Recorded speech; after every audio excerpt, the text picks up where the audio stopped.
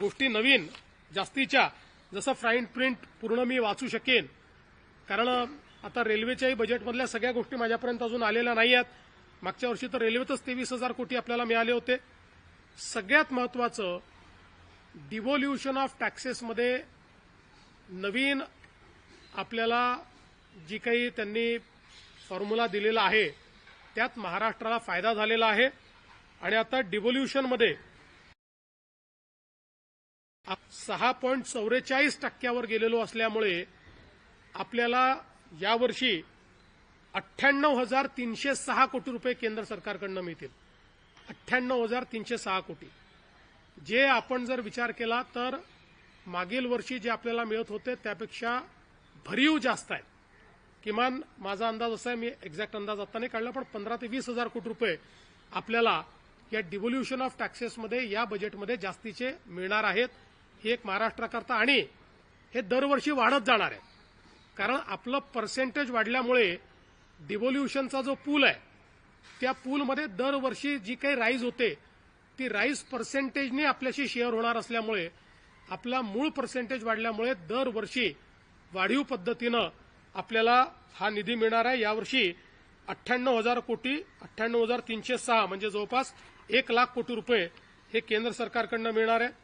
याच्या व्यतिरिक्त आपला जो ग्रामीण रस्ते प्रकल्प आहे त्याच्याकरता 378 कोटी, अॅग्री बिझनेस नेटवर्क 167 कोटी, इकॉनॉमिक क्लस्टर 283 कोटी, Maharashtra tertiary care medical education विकास कार्यक्रम जो आपण हातामध्ये घेतलाय त्याकरता 385 कोटी, उपसा सिंचन योजनांचे सौर ऊर्जीकरण 207 कोटी, agree business and rural transformation यामध्ये 646 कोटी, development of applied knowledge and skills for human development 313 कोटी. मी थेट तिथनं काढले असल्यामुळे इंग्रजी नाव आहेत, त्याची मराठी नावं नंतर आपल्याला देतो मी.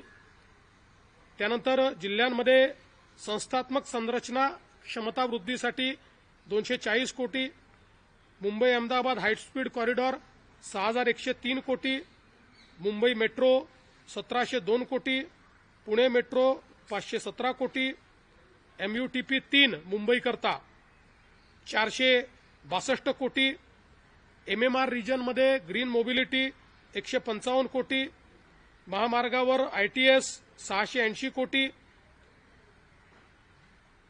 असे वेगवेगळे हे प्रकल्प आहेत. म्हणजे अगदी आपण मुंबई पुण्यातल्याही प्रकल्पांचा विचार केला तरी आत्तापर्यंत जे बघितलेले आहेत त्यात 12,500 कोटी रुपये हे या ठिकाणी मिळालेले आहेत. इतर महाराष्ट्रातले देखील मी सांगितलेले आहेत, आणि अजून बजेटची फाईन प्रिंट ही आपण त्या ठिकाणी बघतो. त्यामुळे एकीकडे महाराष्ट्राला डिव्होल्युशन ऑफ टॅक्सेसमधनं 1,00,000 कोटी रुपये आणि वेगवेगळ्या योजनांवर देखील मोठ्या प्रमाणात निधी हा महाराष्ट्राला या अर्थसंकल्पातनं मिळालेला आहे. एकूणच जर आपण अर्थसंकल्प बघितला तर आपण जी काही तिसऱ्या अर्थव्यवस्थेकडे वेगवान वाटचाल करतो त्याचं प्रतिबिंब या अर्थसंकल्पात आपल्याला पाहायला मिळतंय. 7% ग्रोथ रेट, जगामध्ये सर्वाधिक वेगाने विकसित होणारी अर्थव्यवस्था पुन्हा एकदा भारत प्रस्थापित झालेला आहे 7% ग्रोथ रेटमुळे. आणि हे सगळं करत असताना वित्तीय तूट ही 4.5% आत आणण्यात पुन्हा एकदा अर्थमंत्र्यांना यश मिळालेलं आहे. अर्थमंत्र्यांनी कोविडच्या काळामध्ये जी तूट वाढली होती त्यावेळेस घोषित केलं होतं की टप्प्याटप्प्यानं पुन्हा आम्ही 4.5% आत ती आणू, ते त्यांनी आणलेलं आहे.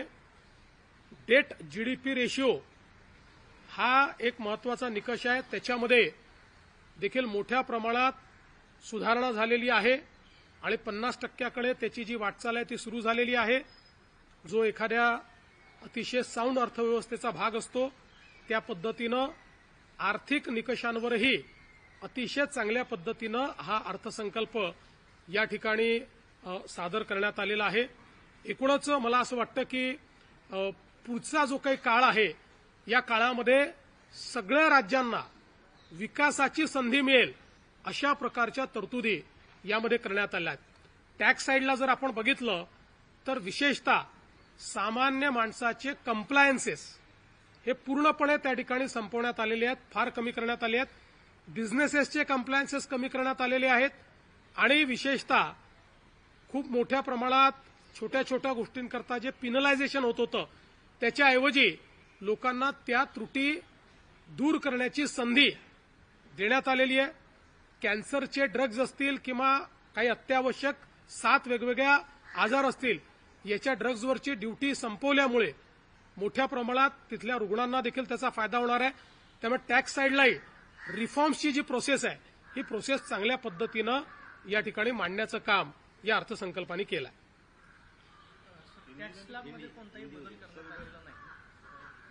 दरवर्षी टॅक्स स्लॅबमध्ये बदल करणं हे अपेक्षित नाही. आपण जर या ठिकाणी बघितलं तर टॅक्स स्लॅबमध्ये 14 ते 25 या कालावधीमध्ये अभूतपूर्व बदल झालेला आहे आणि तो दरवर्षी करणं योग्य नाही. आता यावर्षी रॅशनलायझेशन करणं याच्यावर जास्त भर दिलेला आहे. लोकांना अजून टॅक्समध्ये सवलत मिळावी असं वाटतं, ते वाटणं साहजिक आहे, पण मागच्याच बजेटमध्ये इतकी भरीव अशा पद्धतीनं टॅक्सची सवलत दिलेली आहे. आता ती रॅशनलाइज करण्याचा प्रयत्न करण्यात आला आहे. याचा परिणाम आपल्या राज्याच्या अर्थसंकल्पावरती पाहायला मिळेल का? 100% मिळेल, कारण आता आपण अर्थसंकल्प केंद्रानंतर याकरता सादर करतो की तो अधिक रिअलिस्टिक व्हावा. जसं मी सांगितलं की टॅक्स डेव्होल्युशनमध्ये आता यावर्षीपासून आपला वाटा वाढला, त्यामुळे आता आपल्यालाही आपलं बजेट करताना त्याचं लिव्हरेज घेता येईल.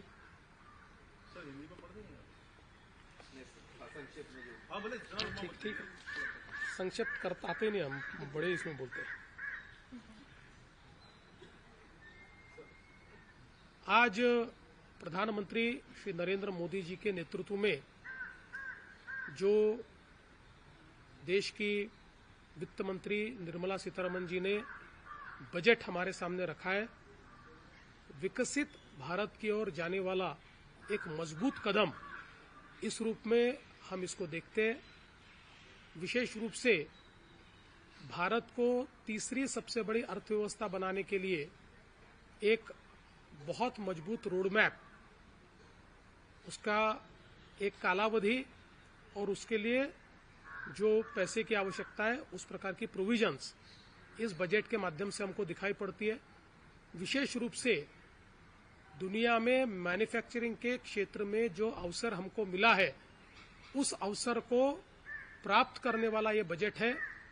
7 जो फ्रंटियर मैन्युफैक्चरिंग सेक्टर्स है उसमें भारत को प्रमुखता मिले, इस दृष्टि से इसको तैयार किया गया है. इसमें योजना तैयार की गई है जिससे निवेश भी बढ़ेगा और साथ साथ बड़े प्रमाण पर जॉब क्रिएशन भी होगा और हमारे युवाओं को इसका फायदा मिलेगा. विशेष रूप से खेती का क्षेत्र हो, पशुपालन का क्षेत्र हो, डेयरी का क्षेत्र हो या फिर फिशरीज का क्षेत्र हो, इन सारे क्षेत्रों में या सिंचाई का क्षेत्र हो, बहुत कारगर योजना तैयार की गई है. बहुत जिसको हम कह सकते हैं भविष्य का विचार करते हुए योजना तैयार की गई है, जिससे ये क्षेत्र विस्तारित भी होगा और इस क्षेत्र को बड़ा फायदा भी मिलेगा. महिलाओं की ओर विशेष ध्यान इस बजट ने दिया हुआ है, जहां एक और जो हमारी लखपति दीदी का जो कार्यक्रम है वो बहुत यशस्विता के साथ हमारे देश में चल रहा है और महिलाएं देश के अर्थव्यवस्था में योगदान दे रही है.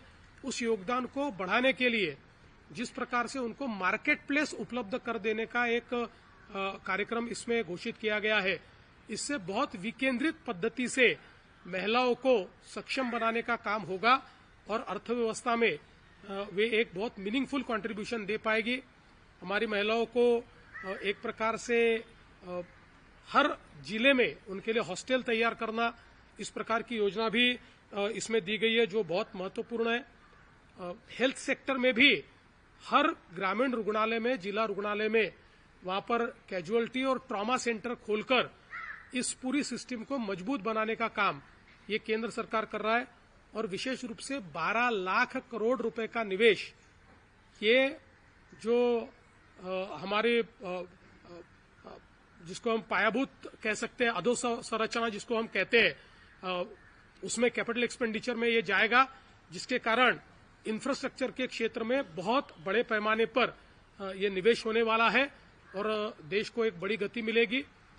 अगर हम कुल मिलाकर देखें तो विशेष रूप से डिवोल्यूशन ऑफ टैक्सेस में भी जो नया वित्त आयोग है उसने जो फॉर्मूला दिया था उस फॉर्मूले को पूरे तरीके से एक्सेप्ट किया गया है, जिससे राज्यों को फायदा होगा।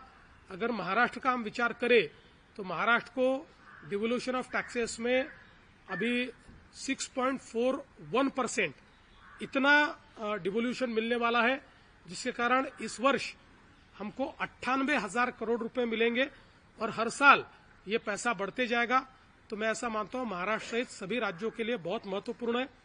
विशेषतः जिन राज्यों में तेजी से शहरीकरण हो रहा है, ऐसे महाराष्ट्र जैसे राज्य को अलग अलग प्रकार की जो योजनाएं मिली है, 5 लाख की जनसंख्या से ऊपर के जो शहर है उनके लिए जो योजनाएं आई है, या ग्रोथ हब के लिए 5,000 करोड़ रुपया पर ग्रोथ हब अगले 5 सालों में देने की जो बात है उसका महाराष्ट्र को फायदा होगा, क्योंकि एमएमआर, पीएमआर और नागपुर ऐसे 3 ग्रोथ हब ये महाराष्ट्र में चल रहे हैं।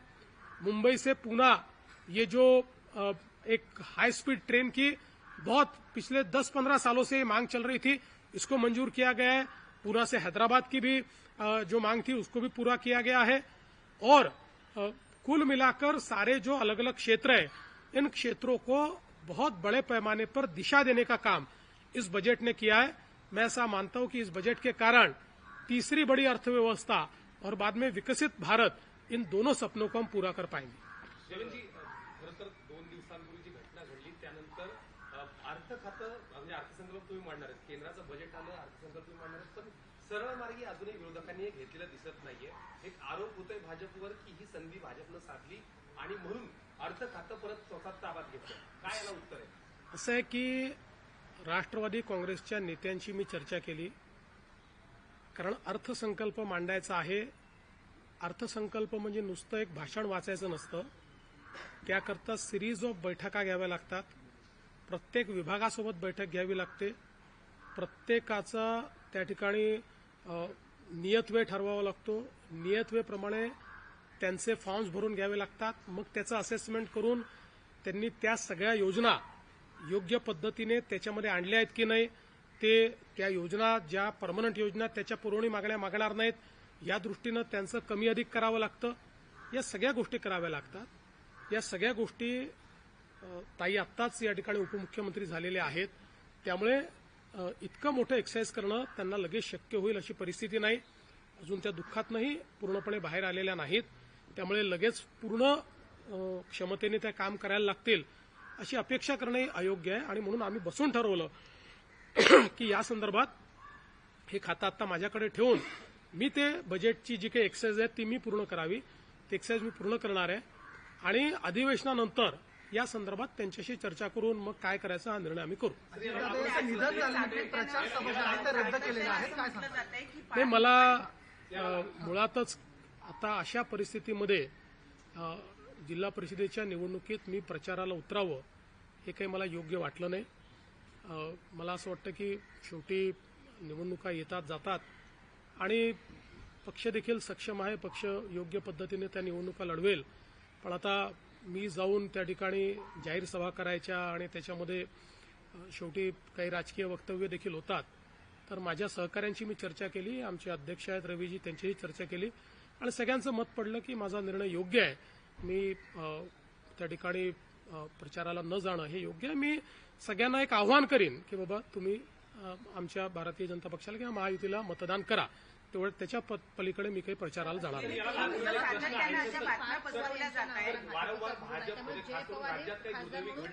भाजपने कोणालाही विरोध केलेला नाही, भाजपशी या संदर्भात चर्चाही झालेली नाही। मी पुन्हा एकदा सांगतो की राष्ट्रवादी काँग्रेस पार्टी हा एक स्वतंत्र पक्ष आहे। त्यांच्यात कोणाला पद द्यायचं, कोणाला तिकीट द्यायचं, कोणाला नॉमिनेशन द्यायचं याचे निर्णय ते घेतात, ते निर्णय आम्ही घेत नाही। यापूर्वी तुम्ही पाहिलं असेल जेव्हापासून ते आमच्या सोबत आले, कोणाला खासदार करायचं, कोणाला आमदार करायचं, कोणाला अध्यक्ष करायचं, कोणाला सचिव करायचं, त्यांचे सगळे निर्णय हे त्यांनी घेतले आहेत। कोणाला मंत्री करायचं निर्णय त्यांनी घेतलेले आहेत। त्या निर्णयांमध्ये आमचं काही म्हणणंही नाही, आमचा काही सेई नाही. अजित पवारांचा अपघात ज्या विमानामुळे झाला त्या विमानाची जी कंपनी आहे ती युरोपात ब्लॅकलिस्टेड आहेत. आता मुंबईत महाराष्ट्रात या संदर्भात काही कारवाई होईल आता कंपनी? आता या संदर्भातलं इन्व्हेस्टिगेशन हे डीजीसीएने सुरू केलेलं आहे आणि डीजीसीए हीच कॉम्पिटंट अथॉरिटी आहे. त्यामुळे त्यांच्या रिपोर्टनंतर त्या संदर्भातली पुढची कारवाई आपण करू शकतो. राज्यात काही विपरीत घडलं की त्याचं नाही, आतापर्यंत एवढीच माहिती आली की कोणीतरी गोळीबार केलाय, स्कूटी ती सापडलेली आहे, त्याच्या मालकाचाही पत्ता लागलाय, त्यांनी ती विकलेली आहे. लवकर सापडेल कोण जो कोणी असेल. सर एक प्रश्न आहे की राज्यात काही विपरीत घडलं की त्याचं एक नरेटिव्ह तयार केलं जातं विरोधकांकडून की भाजप जबाबदार आहे, देवेंद्र फडणवीस जबाबदार आहेत किंवा केंद्रीय भाजप जबाबदार आहे. या सगळ्या घटनेत देखील अशाच काही गोष्टी पसरवल्या गेल्या. खास करून पार्थ पवार यांनी येऊ नये किंवा इतर सगळ्या गोष्टी किंवा एकत्रीकरणाच्या बाबतीत भाजपचा आक्षेप, या सगळ्याला काय उत्तर आहे? एक नरेटिव्ह वारंवार पसरवलं जातं. मी दोनच गोष्टी याच्यात सांगेन. खरं म्हणजे आता हे सगळं बोलायची वेळ नाही, पण दोनच गोष्टी सांगेन की समजा अजित पवार साहेब हे अशा प्रकारचं कुठल्याही एकत्रीकरणाची चर्चा जर करत होते तर ते कुठली चर्चा भाजपशी चर्चा केल्याशिवाय करतील का?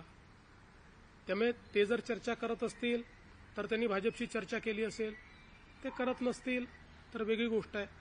त्यामुळे मला असं वाटतं की पहिल्यांदा तर हे लक्षात घेतलं पाहिजे. पुन्हा एकदा सांगतो, चर्चा करायची नाही करायची, विलिनीकरण करायचं, सर्वस्वी 100% राष्ट्रवादी काँग्रेस पक्षाचं डोमेन आहे. हा आमची अपेक्षा एवढी असेल, कुठलाही निर्णय घेण्याच्या आधी त्यांनी आमच्याशी चर्चा एकदा करावी आणि ते करतातच आणि ते पुढेही करतील. त्यामुळे याही संदर्भात दुसरं, समजा अजित पवार साहेब अशा प्रकारच्या चर्चा करत होते तर ती चर्चा ते एनडीएतनं बाहेर पडण्याकरता करत होते का? ते का सरकारमधनं बाहेर पडणार होते का? त्यांनी तर स्पष्टपणे सरकारमध्ये ते स्टेबल होते. त्यामुळे रोज काहीतरी कन्फ्युजन तयार करायचं आणि मग आपली इकोसिस्टीम वापरून ते कन्फ्युजन इको करायचं, ही पद्धती अयोग्य आहे, ही योग्य नाही आहे. बघा असं आहे, आत्ताच्या परिस्थितीत आम्हालाही राजकारण करायचं नाही, नाहीतर मी अनेक गोष्टी सांगू शकतो. काय घडलंय, काय घडतंय, मला सगळं दिसतंय. मी सगळ्या गोष्टींचा साक्षीदार आहे आणि तुम्हाला सगळ्यांना माहिती आहे माझे आणि अजितदादांचे जे संबंध होते त्यात जवळजवळ सगळ्या गोष्टी ते मला सांगायचे, माझ्याशी शेअर करायचे. त्यांचा दुर्दैवी मृत्यू झाला त्याच्या आदल्या दिवशी जवळपास 1 तासभर आम्ही दोघं गप्पा मारत बसलो होतो. त्यामुळे मला असं वाटतं की या बाबतीत शेवटी खालच्या स्तराचं राजकारण करणं योग्य नाही. त्यांच्या पक्षाने निर्णय घेतला. एक लक्षात ठेवा की आज 2 वेगवेगळे पक्ष झालेले आहेत. शरद पवार साहेबांचा पक्ष आहे, अजित पवार साहेबांचा पक्ष आहे. आता अजित पवार साहेबांच्या पक्षाने हा निर्णय घेतला की आमचं नेतृत्व हे सुनेत्राताईंनी करावं आणि त्यांनी हा निर्णय घेतला की सुनेत्राताईंनी नेतृत्व करण्याकरता शपथविधी करावा. त्यांनी सुनेत्राताईंना सांगितलं, सुनेत्राताईंनी त्या ठिकाणी तो शपथविधी केला. त्यामुळे हा निर्णय सर्वस्वी राष्ट्रवादी काँग्रेस पक्षाचा आहे. आमची पहिल्या दिवशीपासून ही भूमिका आहे की आमचे साथीदार कोण आहेत, तर राष्ट्रवादी काँग्रेस पक्ष, अजित पवार यांच्या नेतृत्वातला राष्ट्रवादी काँग्रेस पक्ष. त्यामुळे आमच्या साथीदारांनी जो निर्णय घेतला त्या निर्णयाच्या पाठीशी उभं राहणं ही आमची जबाबदारी आहे.